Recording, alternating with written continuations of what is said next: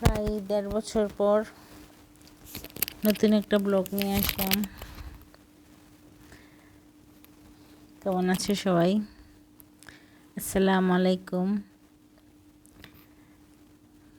আসলে নানা রকম ব্যস্ততা,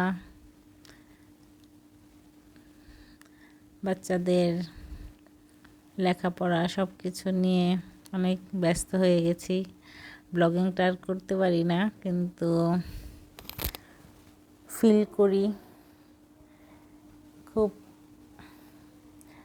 বেশি ফিল করি ব্লগিংটাকে, কিন্তু আসলে একদমই সময় করতে পারি না। আজকে যে এটা করতে নিছি সেটার জন্য মানে অনেক কষ্টই হয়ে গেছে। তারপরেও শখের বসে কিছু কিছু ভিডিও করে রাখি, যেগুলো করতে খুব ভালো লাগে, তখন একটু একটু করে করে রাখি। সেরকমই কিছু ভিডিও নিয়ে আজকে ব্লগটা। সবাই একটু কষ্ট করে দেখে নিয়ে একটু বড় হয়ে গেছে, কিন্তু ইচ্ছে করলো একটু বড় ব্লগিং করতে। কতদিন তোমাদের সাথে কথা বলি না, আজকে তোমাদের সাথে একটু কথা বলবো, তাই বড় ব্লগটাই নিয়ে আসলাম। এতক্ষণ যে ভিডিওগুলো দেখলে এটা ছিল আমার ছোট্ট একটা খাবারের ব্যবসার ছবি, আর এখানে আমি কিছু তেল নিয়েছিলাম। আসলে ভালো মানের খাবার তৈরি করার জন্য ভালো মানের তেলটা খুব জরুরি। আমি নতুন একটা আপুর সাথে পরিচিত হয়েছি। আপু ইউটিউবে ব্লগিং করেন, সেখান থেকেই তেলটা নেওয়া। আর এই তেলটা রিভিউ দিতে গিয়ে আমি মূলত রান্নাবান্না শুরু করেছি সকাল থেকে, আর মনে হলো আপুর তেলটার একটা রিভিউ এভাবেই দিয়ে দিই। এই তো আপুর তেল দিয়ে আমি আজকে খিচুড়ি রান্না করছিলাম, শুকনো খিচুড়ি, যেটা ভর্তা এবং মাছ দিয়ে খাওয়া যায় ওরকম। কোনো ডাল ইউজ করব না, একদম হালকা একটু কালার খিচুড়ি আর কি, যেটাকে বলা যায়। ওরকম কোনো খিচুড়ি না, হালকা খিচুড়ি, যেটা আমি ভর্তা ভাজি দিয়ে খেতে পারবো।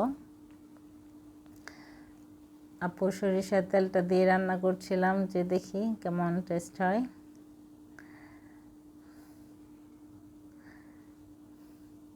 আমি যেহেতু ফুড বিজনেস শুরু করেছি, সেটার জন্য তেলটা নেওয়া।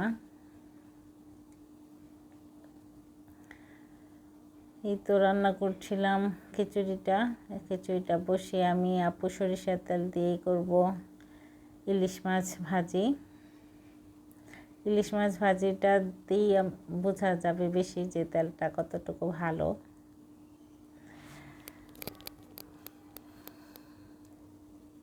আপুর সাথে ফোনে কথা বলার পর আপুকে অনেক ভালো লাগলো।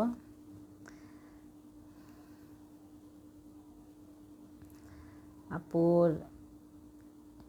YouTube channel my life and cooking, সম্ভবত মাই লাইফস্টাইল অ্যান্ড কুকিং। তো আপুর সাথে দুদিন কথা বললাম, বেশ ভালো লাগলো আপুকে। তেলটা ভালো হলে আপুর সাথে একটা ভালো সম্পর্ক হয়ে যাবে আশা করছি। আপুর পেজ থেকে আমি নিব।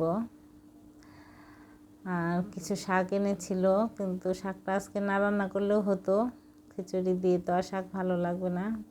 তাও শাকটা, পাট শাক যেহেতু ফ্রিজে রাখলে নষ্ট হয়ে যায় তাড়াতাড়ি, তাই ভাবলাম করে রাখি, পরে খাওয়া হয়ে যাবে। তাই শাকটাও রেডি করে নিচ্ছি।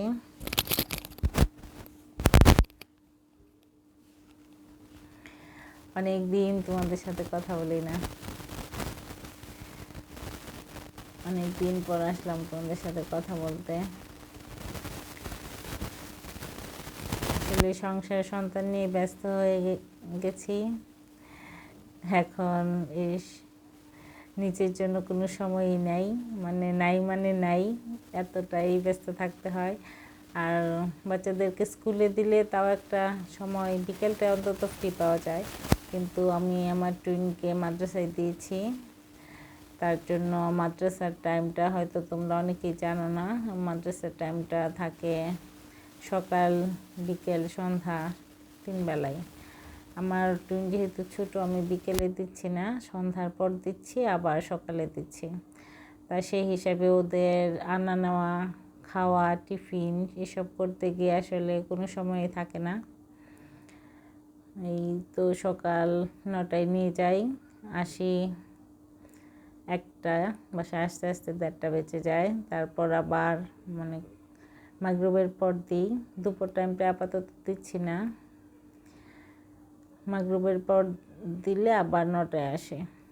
কিন্তু এর মধ্যে আমার সংসার গোছগাছ থাকে, বাচ্চাদের টিফিনের একটা ব্যাপার থাকে, রাতের খাবার, রাতে আবার হোমওয়ার্ক থাকে। এসব করতে গিয়ে আসলেও ক্যামেরা ধরে ধরে রান্না করব এতটা সময় পাই না, ঝটপট সব রান্না করতে হয় এখন।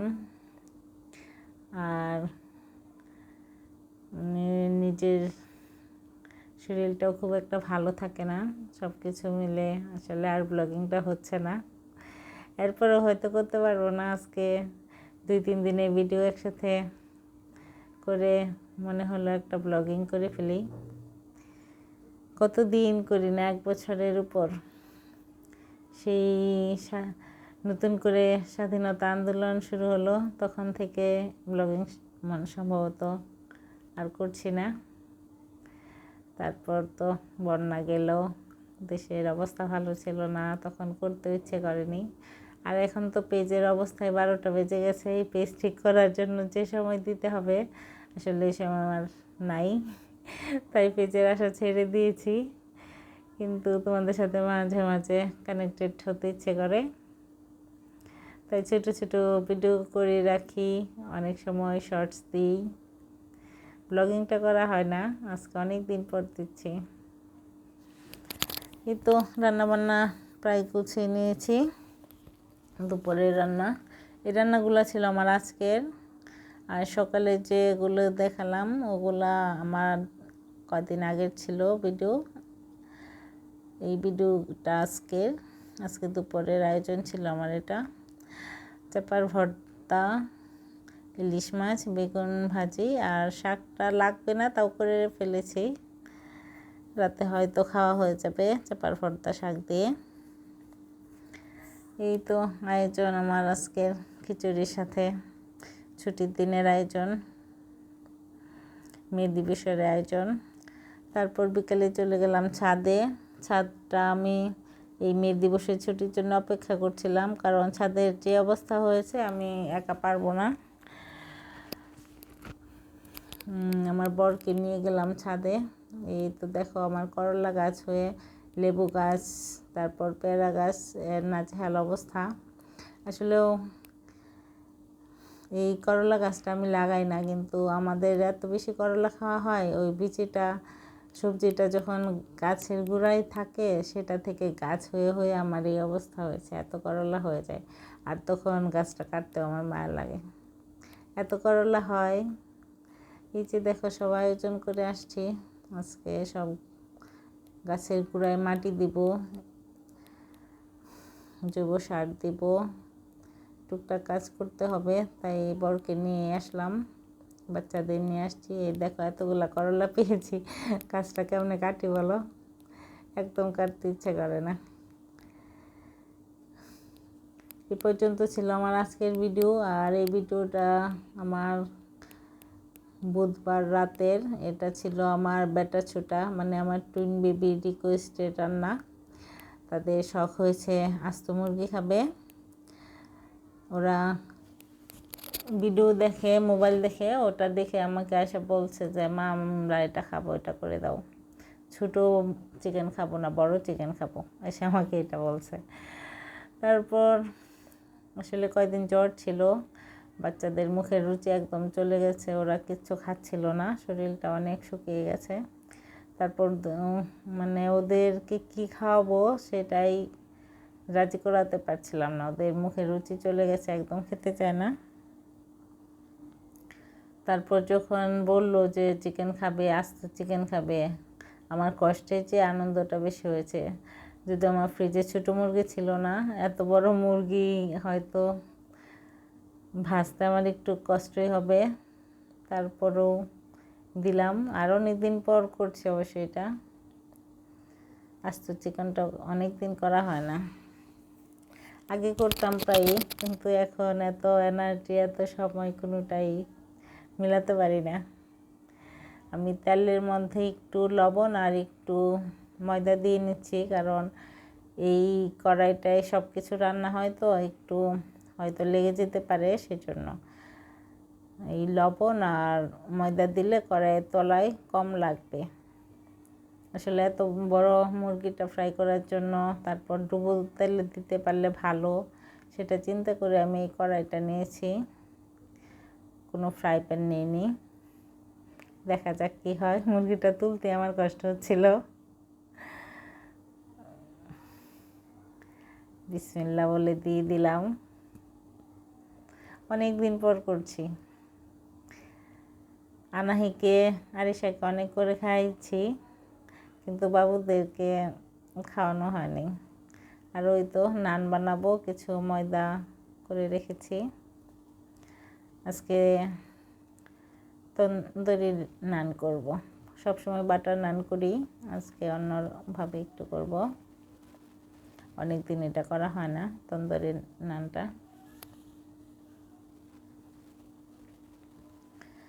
আর এই তো চিকেনটা এখন উল্টাতে গিয়ে ভাবছি কিভাবে কি করব, না গায়ে আবার ছিটে। তারপর দেখলাম ভালোভাবেই করতে পেরেছি, ঝামেলা ছাড়াই। আর এক পাশটা মোটামুটি হয়েও গেছে, অনেকটা সময় পর করলাম। আর এই যে তারপর আমার চিকেনটা পুরোপুরি হয়ে গেছে। আর গ্রেভিটাও আমি করে নিচ্ছি, মশলাটা আলাদা করে গ্রেভি করে নিচ্ছি। দোকানে কিন্তু এই গ্রেভিটা আলাদা দেয় রোস্টের সাথে।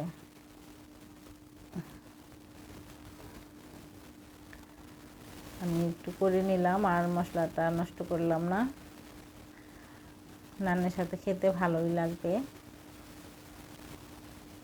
চিকেনটা কিন্তু মাশাআল্লাহ বেশ মজা হয়েছিল, যদিও আমি খুবই কম মশলায় করেছি, কারণ আমার বাচ্চাদের জন্যই ফাইনালি এটা করা। খাবো তো সবাই, কিন্তু আমার টুইন যেন খেতে পারে সেটাই ছিল মেন। আর ওরা একদমই ঝাল খেতে পারে না, আমি এটাতে কোনো ধরনের মরিচ দিইনি।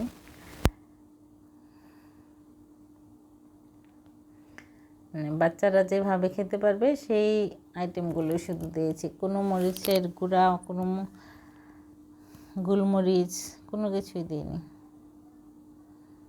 তারপরেও মাশাআল্লাহ ভালো হয়েছিল। আর এই দেখো আমার ময়দার অবস্থা একদম ঢাকনাতে লেগে গেছে।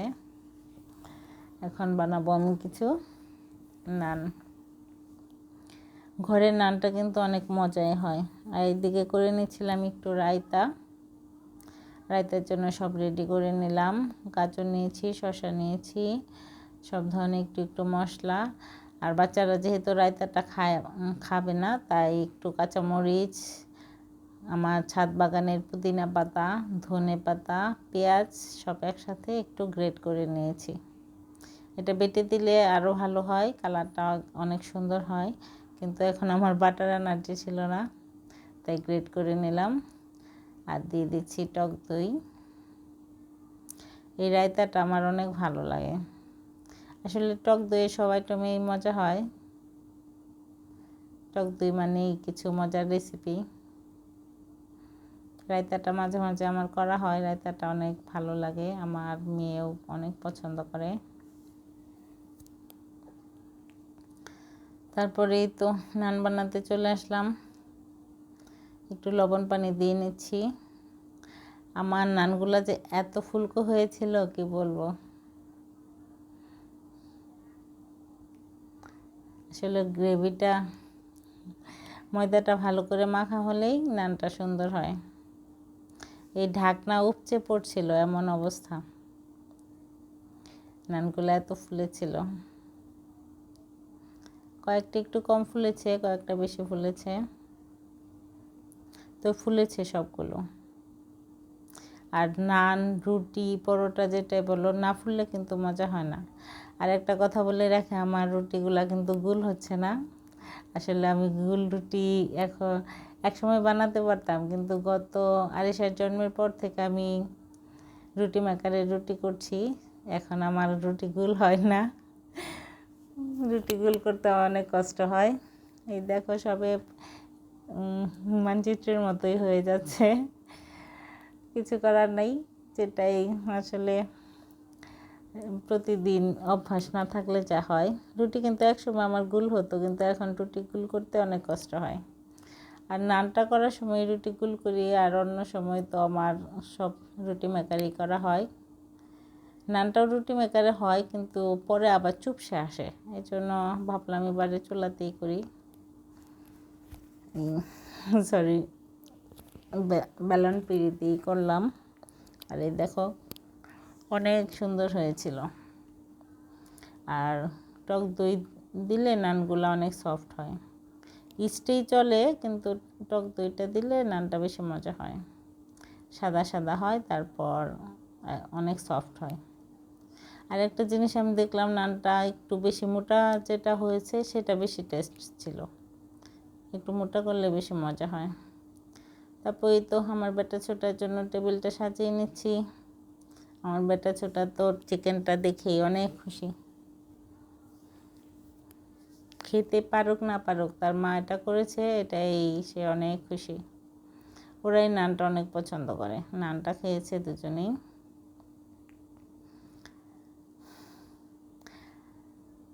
অনেক দিন পর একটা ব্লগ ছাড়লাম, সবাই দেখে নিও। ভুল ত্রুটি ক্ষমা করো। সবাই ভালো থেকো। আমার সন্তানদের জন্য, আমার জন্য দোয়া করো।